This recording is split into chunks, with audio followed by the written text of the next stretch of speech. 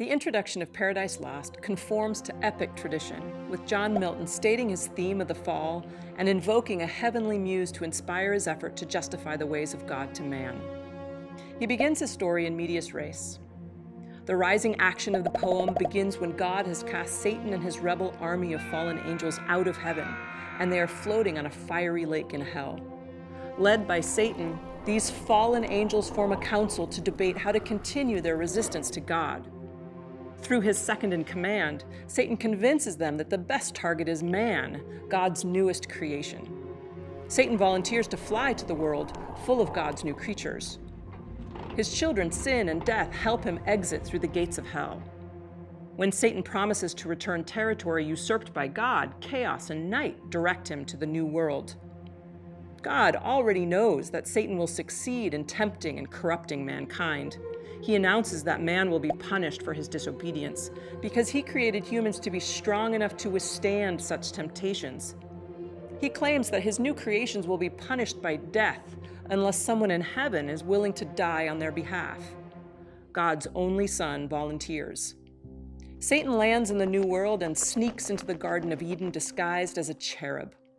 Once inside the garden, he watches Adam and Eve and is envious of the beauty and happiness that indicates God's favor. Though he has a moment of doubt, Satan stays resolved to his plan to corrupt them. He overhears Adam and Eve discussing the forbidden fruit of the tree of knowledge, and Satan decides to seduce them with this fruit.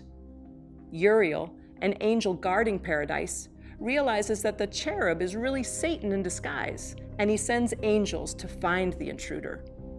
They find Satan at Eve's ear, whispering into her dreams, and they return Satan to Gabriel. Satan prepares for battle. But God then sends a warning, a pair of golden scales in the sky, to demonstrate the futility of Satan's resistance. Recognizing that God has the ultimate power and advantage, Satan flees. God decides that although he cannot control their actions, he must warn Adam and Eve about Satan.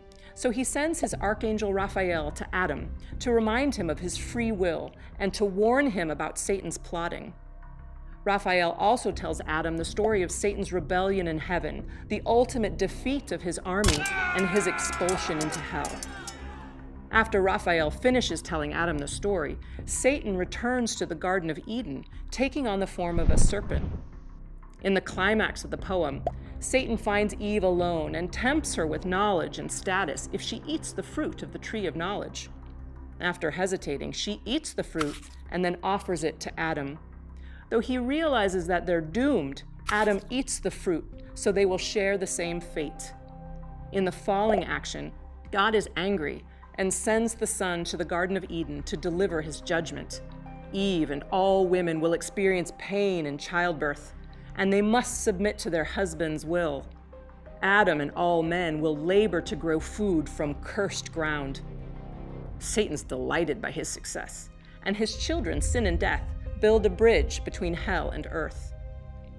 Satan returns triumphant to hell, but the Son transforms him and all his followers into serpents, doomed to eternally hunger for fruit that turns to ashes when they bite into it.